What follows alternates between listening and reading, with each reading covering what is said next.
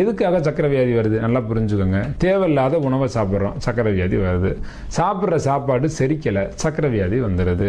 மோசமான குளுக்கோஸு ரத்தத்தில் சுற்றுதுங்க, இது அங்கே சக்கரை வியாதி. வேற ஒன்றும் இல்லை, மோசமான சர்க்கரை ரத்தத்தில் அதிகமானுச்சுன்னா அதுக்கு பேர் சக்கரை வியாதி.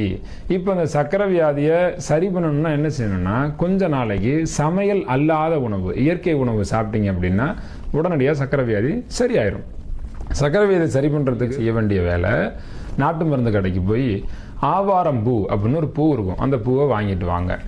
ஆவாரம் பூன்னு கேளுங்க, அந்த பொடி வச்சுருப்பாங்க, வாங்கி கொண்டு வந்து வீட்டில் டெய்லி காலையிலையும் சாயந்தரமும் வெந்நீரில் ஒரு ஸ்பூன் ஆவாரம்பூ எடுத்து போட்டு நல்லா கொதிக்க வச்சு கொதித்த தண்ணியில் நாட்டு சக்கரை கலந்து சாப்பிடுங்க. நாட்டு சக்கரை கலக்காமல் ஆவாரம்பூ தண்ணியை கொதிக்க வச்சு குடிக்கிறது அதை விட நல்லது. கொஞ்சம் துவர்ப்பு சுவையாக இருக்கும். சுவை கூடுதலாக வேணும்னா நாட்டு சக்கரை கலந்து. நாட்டு சக்கரை சர்க்கரை வியாதி உள்ளவர்கள் தாராளமாக சாப்பிடலாம். எல்லா வகையான இனிப்புகளும் சாப்பிடலாம், வெள்ளை கலர் சுகர் தவிர. ஒயிட் கலர் சுகர் இருக்கு பாருங்க, ஜீனின்னு சொல்லுவீங்க, அஸ்கா சக்கரைன்னு சில பேர் சொல்லுவாங்க. அந்த ஒயிட் சுகரை சாப்பிடவே சாப்பிடாதீங்க. வெள்ளை கலர் ஜீனி சாப்பிட்டீங்கன்னா எல்லா பிரச்சனையும் சந்திப்போம். இந்த வெள்ளை கலர் ஜீனி உள்ளே போணுச்சுன்னா, வயிற்றுக்குள்ளே போனால் வெள்ளை கலர் ஜீனியும் செரிக்காது.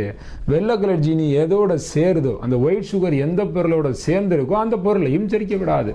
அப்போ நமக்கு இயல்பாகவே ரத்தத்தில் மோசமான குளுக்கோஸ் அதிகமாயிரும். சக்கரை